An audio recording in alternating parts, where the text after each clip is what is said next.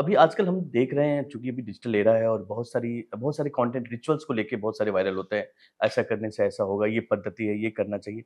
तो कहीं ऐसा नहीं लगता है आपको कि रिचुअल्स करने में कहीं हम स्पिरिचुअलिटी को छोड़ रहे हैं या भूल रहे हैं या हम इतने इतने ना इन्वॉल्व हो जाए रिचुअल्स में कि क्या रिचुअल्स के थ्रू ही रास्ता है स्पिरिचुअलिटी का या फिर स्पिरिचुअलिटी को दूसरे तरीकों से भी पाया जा सकता है?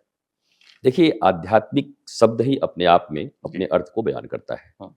आध्यात्म का अर्थ है अध्ययन आत्मा। हमने अभी थोड़ी बहुत बॉडी की सिर्फ पढ़ाई की है। राइट। जो मेडिकल साइंस में डॉक्टर्स हैं, वो भी अगर आप उनसे पूछेंगे 3-4% 5% शायद इटर्नल बॉडी के बारे में वो भी जानते होंगे। और उसी पर पूरा मेडिकल साइंस है। हाँ। तो जो अभी पूरे बॉडी के विषय में ही नहीं जान पाया, वो मन के विषय में कैसे जानेगा? हाँ। और इस बॉडी को पूरा कंट्रोल करती है मन। हाँ। इंद्रियां कुछ देखती हैं, आंखें देखती हैं, मन इच्छा व्यक्त करता है, मन ट्रांसफर करता है बुद्धि को, आई नीड दिस, तुम अरेंज करो कैसे भी। फिर बुद्धि अपना षड्यंत्र शुरू करता है, मुझे ये चाहिए चाहिए। हाँ। इस बुद्धि के ऊपर अगर किसी व्यक्ति के ऊपर विजडम या आप कहें विवेक हो, हाँ। जिसको हम विवेक कहते हैं, जिसमें नीर चीर को अलग करने की क्षमता होती है, हाँ। शाश्वत और नश्वर, मोर्टल और इमोर्टल क्या है, कौन साथ रहने वाला है, कौन नहीं रहने वाला है, ये जानकारी जिसके जीवन में होती है उसको विवेकवान पुरुष कहते हैं। तो विवेक के बिना हम पशुतुल्य हैं। और हर मनुष्य का जब जन्म होता है तो एक तरीके से मनुष्य में आया तो है, पर बुद्धि उसकी पशु की तरह ही है।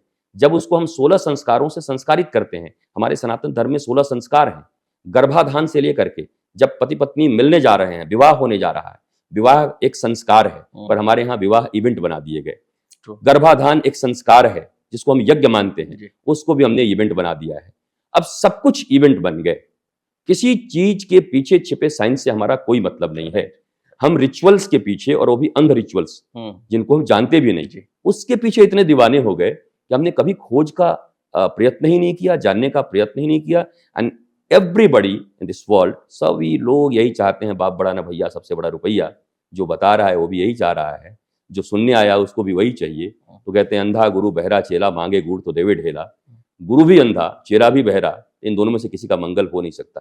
मुझे ऐसा प्रतीत होता है कि जब तक व्यक्ति के भीतर में स्वयं को आनंदित करने के भाव प्रमुख रूप से उत्पन्न नहीं होते, चूंकि इतनी भ्रांतियां हैं, हम तो हजारों साल तक गुलाम रहे हैं। राइट। मैकोले की शिक्षा व्यवस्था हमारे पास रही है। मैकोले की शिक्षा व्यवस्था में मैकोले ने यह लिखा था कि ये सर शरीर से तो ये आजाद हो जाएंगे, पर मानसिक रूप से मेरे गुलाम रहेंगे, अंग्रेजों के गुलाम रहेंगे। और हम आज भी मानसिक रूप से गुलाम हैं। देसी मुर्गी बिलायती बोल, 10 से 12 कंट्रियों में मैक्सिमम इंग्लिश बोली जाती है, और हम इंग्लिश बोलने वाले को साफ समझते हैं। चाइना अपनी भाषा बोलता है, जापान अपनी भाषा बोलता है, स्पेन अपनी भाषा बोलता है, फ्रांस अपनी भाषा बोलता है, जर्मनी अपनी भाषा बोलता है। ये सब टॉप पर है।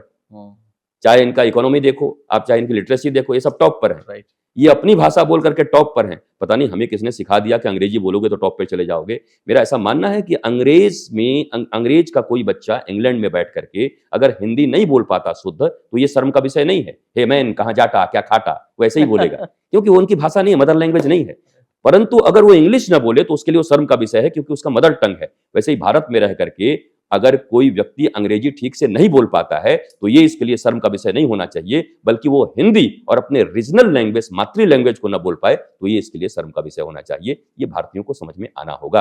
भारतीयों ने अपनी लिपि खोई है, भारतीयों ने अपना भाषा खोया है, भारतीयों ने अपनी संस्कृति खोई है, भारतीयों ने अपने जितने पुस्तक थे, बख्तियार खिलजी ने सारे पुस्तक जला दिए, आपके ग्रंथ जला दिए 85,000 से ऊपर। उसके बाद आपके पास कोई ग्रंथ बचा नहीं। जो लोग सुने हुए कुछ सिद्ध लोग बचे हुए थे, उनके द्वारा यह समाज चल रहा है। मुझे ऐसा प्रतीत होता है कि जब तक अपनी भाषा और अपनी संस्कृति के प्रति किसी देश में जागरण नहीं होता, वह देश अमेरिका की तरह कितना भी ऊपर चला जाए इकोनॉमी में, पर वो भाग के फिर इसी वृंदावन में आएंगे और यहाँ साड़ियाँ पहन करके और धोती पहन के, हाथ में माला लेकर के, और 15 किलोमीटर वृंदावन की परिक्रमा करेंगे। सुबह 3 बजे उठ के हरे कृष्णा कृष्ण कृष्णा हरे हरे, हरे राम राम राम हरे हरे। हम भारतीय 9 बजे तक सोए रहते हैं, और वो जो लोग आए हैं विदेशों से, वो 3 बजे सुबह उठते हैं और वो ब्रह्म मुहूर्त में उठ करके स्पिरिचुअलिटी को फॉलो करते हैं।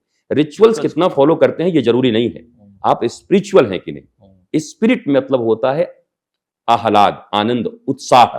जिसके जीवन में मतलब स्पिरिटलेस आदमी है यार, इसके भीतर कोई स्पिरिट ही नहीं है। स्पिरिट मतलब उत्साह, स्पिरिचुअल मतलब जो उत्साहित आदमी है, उमंग में रहता हो, तरंग में रहता हो, रंग में रहता हो और भगवान के ढंग में रहता हो, उसको आप स्पिरिचुअल कह सकते हैं। तो हम स्पिरिचुअलिटी को फॉलो करें, अगर पूरी दुनिया स्पिरिचुअलिटी को फॉलो करेगी तो ये जो रिलीजियस झगड़े हैं शायद ये भी खत्म हो सकते हैं, मे बी। ऑलराइट।